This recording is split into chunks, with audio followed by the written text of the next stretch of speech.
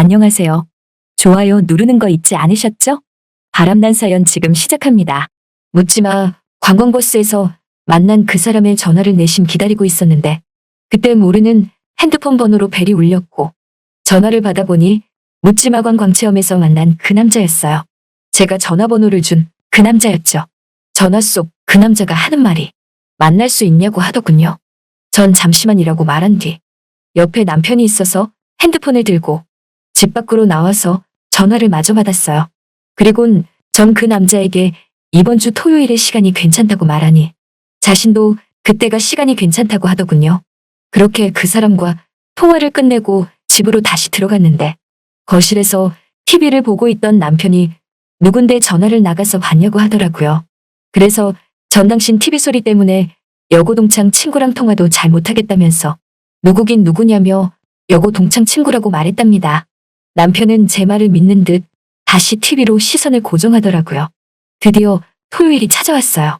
그 남자와 다시 만나는 자리였죠. 아이들은 제각기 주말이라 약속했다고 나갔고 남편은 직업의 특성상 토요일에도 격주로 일을 나가야 하는 직업이기에 아침 일찍 집을 나갔답니다. 그렇게 집에 저 혼자 남게 되었고 저는 묻지마 관광에서 만났던 그 남자를 다시 만나기 위해 나갈 채비를 했어요. 좀 더 어려 보이기 위해서 주름을 커버해 보려고 잘 쓰지도 않았던 딸애가 선물해준 비비크림도 발라보고 나이에 맞지 않는 붉은색 립스틱도 진하게 발랐죠.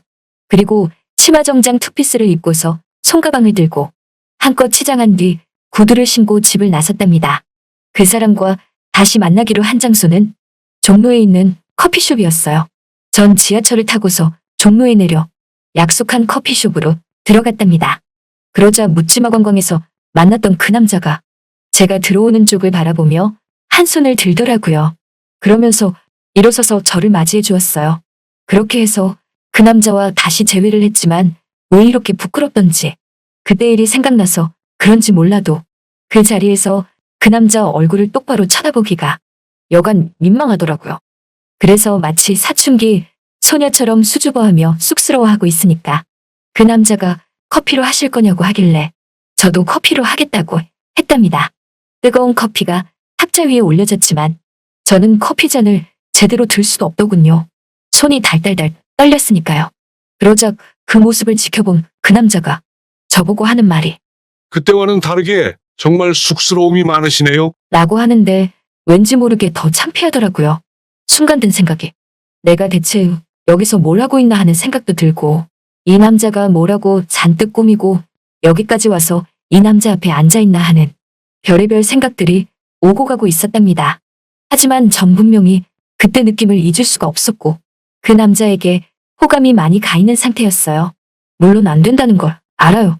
저도 주부고 남편이 있는 몸이지만 이미 한번 묻지마 관광이란 걸 경험해보고 나니까 이 남자를 여기서 다시 만나는 것 또한 어느새 당연한 것처럼 느껴져 버렸으니까요.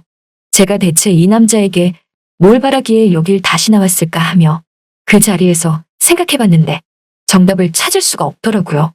그냥 이끌림 때문에 나온 거였답니다. 함께 커피를 마시고 밖으로 나가게 됐어요. 낮에 만나서 그런지 커피를 마시고 밖에 나갔는데 해가 쨍쨍하더라고요.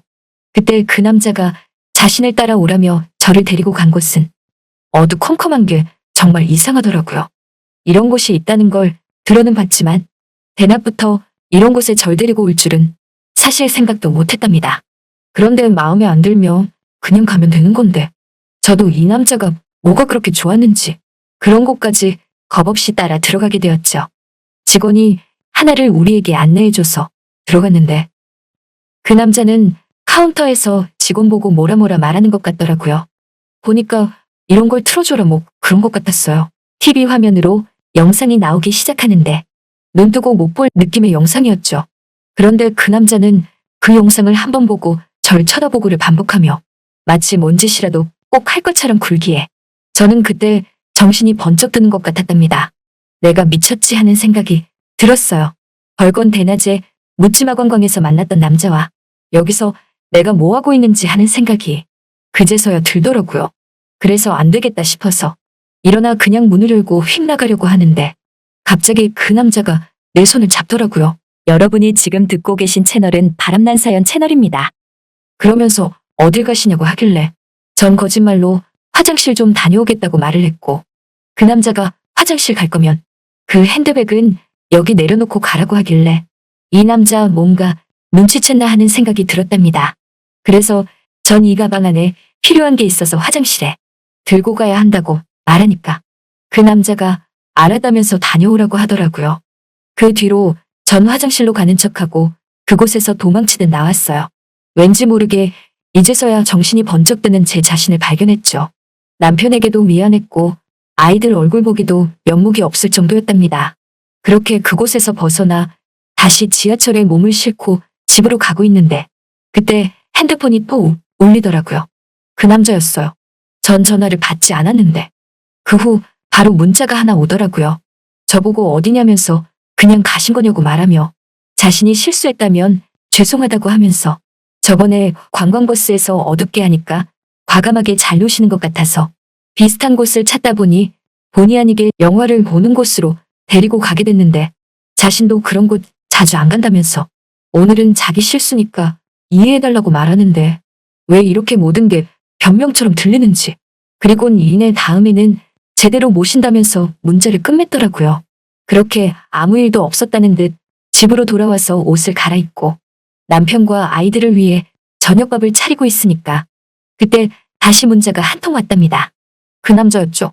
지금 통화 가능하냐고 말하면서 한가한 시간에 전화 좀 달라고 하더군요.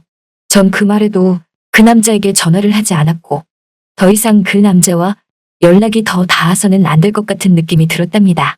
그래서 차단하려고 했는데 그때 다시 그 남자한테서 문자가 왔는데 자기 정말 이상한 사람 아니니까 오해하지 말고 내일 저번에 만났던 그 장소 근처에 유명한 꽃등심집 있는데 거기서 모시겠다며 좀 이따 문자로 위치를 찍어준다고 하더군요. 그리고 얼마 후 자려고 자리에 누웠는데 그 남자에게서 다시 문자가 왔답니다. 꽃등심집 상호와 위치를 제게 가르쳐 주었어요. 저보고 만나서 편하게 식사나 하자고 하면서 대접하겠다고 하는데 이번에는 그런 곳이 아닌 그냥 편하게 꽃등심 먹으며 만날 수 있는 자리 같아서 고민에 빠지더군요. 이 남자를 다시 만날까 말까 하는 생각이 들었어요. 그러자 결심은 곧 남편과 아이들에 대한 죄책감은 금세 잊혀졌고 전 그 남자에게 단문자로 알았다고 말하며 나간다고 말을 했답니다. 그리고 다시 그 남자와 꽃등심집에서 만났는데 그 남자는 등산복을 입고 있더라고요. 그래서 전 그 남자에게 등산 갔다 오셨냐고 하니까 아니라면서 묻지마 관광 스케줄이 3시간 있다가 잡혔다면서 거기 가려고 이렇게 입었다고 하더군요. 저는 그래서 그럼 거기 가시는데 왜 절 불렀냐고 하니까 그냥 죄송하고 그래서 꽃등심 드시라고 불렀다면서 함께 꽃등심을 먹고 있으니까 그 남자가 슬쩍 말을 꺼내더라고요. 사실 자기가 그쪽이 정말 마음에 들었다면서 밖에서 자리가 불편하면 좀 이따가는 묻지마 관광 코스 함께 갈 수 있냐고 하길래 저는 더 이상 그런 곳에 못 나갈 것 같다고 말하니 저번에는 재밌게 잘 즐기셨으면서 왜 그러냐고 하더라고요. 그래서 전 그땐 동창 친구 때문에 한번 나가본 거고 저 그렇게 그런데 매번 찾아나가는 여자 아니라고 말하니까 그 남자가 저한테 갑자기 표정이 바뀌며 웃기지 말라고 하더라고요. 그러면서 오늘은 그럼 여기 왜 나왔냐며 그깟 꽃등심 하나 먹고 싶어서 나온 거 아니지 않냐며 자기가 보고 싶고 자기와 저번에 묻지마 관광에서 함께한 시간이 그리워서 다시 나온 거 아니냐고 하니까 정말 기분이 더럽고 화가 나서 나가려고 했는데 순간 드는 생각이 그게 또 다 거짓말이 아닌 것 같은 생각이 들었답니다. 정말 어쩌면 저는 그것 때문에 이 남자를 다시 여기서 만난 것이라 생각이 들었어요. 아직은 감정보다 이성이 앞서고 있었기에 전 그 남자에게 정중히 말을 했죠. 우리 이제 그만 연락했으면 좋겠다고 하니까 그 남자가 갑자기 뒤도 안 돌아보고 꽃등심을 먹다 말고 카운터로 빌지를 갖고 나가더라고요. 그러면서 이내 계산을 하나 싶더니 저보고 뭐 하냐면서 서로 같이 먹었으니 반씩 계산해야 되지 않겠냐고 하는데 자기가 사준다고 할 때 넌재고 얼마나 어이가 없던지. 그리고 저 몇 점 먹지도 않았거든요. 그냥 똥 밟았다는 셈치고 들어와서 꽃등심 가격만 내고 그 뒤로 갈라섰답니다. 그런데 이 인간이 글쎄 일주일 뒤에 또 연락해서 만나자고 하길래 저는 그 뒤로 바로 차단시켜버렸어요.